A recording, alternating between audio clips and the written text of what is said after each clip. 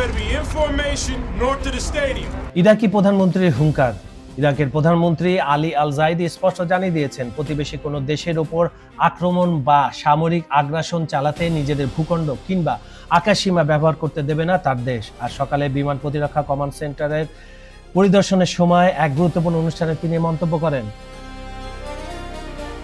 প্রধানমন্ত্রীর এই বার্তাটি আঞ্চলিক স্থিতিশীলতা ও ইরাকের নিজস্ব নিরাপত্তা নীতির একটি বড় প্রতিফলন। পরিদর্শনের সময় আল জাইদি জোর দিয়ে বলেন, ইরাকের আকাশসীমা ও সার্বিক সার্বভৌমত্ব সম্পূর্ণ অলঙ্ঘনীয়।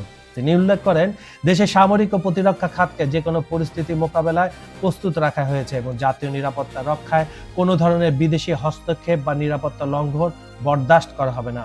মধ্যপ্রাচ্যের বর্তমান ভূ রাজনৈতিক পরিস্থিতিতে ইরাকের এই অবস্থান অত্যন্ত তাৎপর্যপূর্ণ। প্রতিবেশী কোনো রাষ্ট্রকে লক্ষ্য করে যদি অন্য কোনো শক্তি ইরাকের আকাশ বা সড়কপথ ব্যবহার করতে চায়, তবে তা দেশের নিরাপত্তার জন্য সরাসরি হুমকি বলে মনে করে বাগদাদ।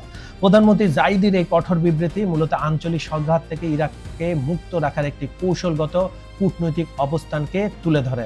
ইরাক তাদের আকাশসীমা নিরাপত্তা সুসংহত করতে এবং কোনো ধরনের বহিঃশত্রুর অবৈধ প্রবেশ ঠেকাতে তাদের সামরিক সক্ষমতা বাড়িয়ে চলেছে। দেশের সার্বভৌমত্ব রক্ষা করা এবং আঞ্চলিক কোনো যুদ্ধে নিজেদের জড়ানো থেকে বিরত থাকাই সরকারের মূল লক্ষ্য। প্রধানমন্ত্রীর এই বক্তব্যের মধ্যে দিয়ে আন্তর্জাতিক সম্প্রদায় ও আঞ্চলিক শক্তিগুলোর কাছে স্পষ্ট বার্তা পৌঁছে গেল যে ইরাকের মাটি বা আকাশ কোনো আঞ্চলিক সংঘাতের কেন্দ্রবিন্দু হতে দেওয়া হবে না। কাজল হায়দার, খবর সংযোগ।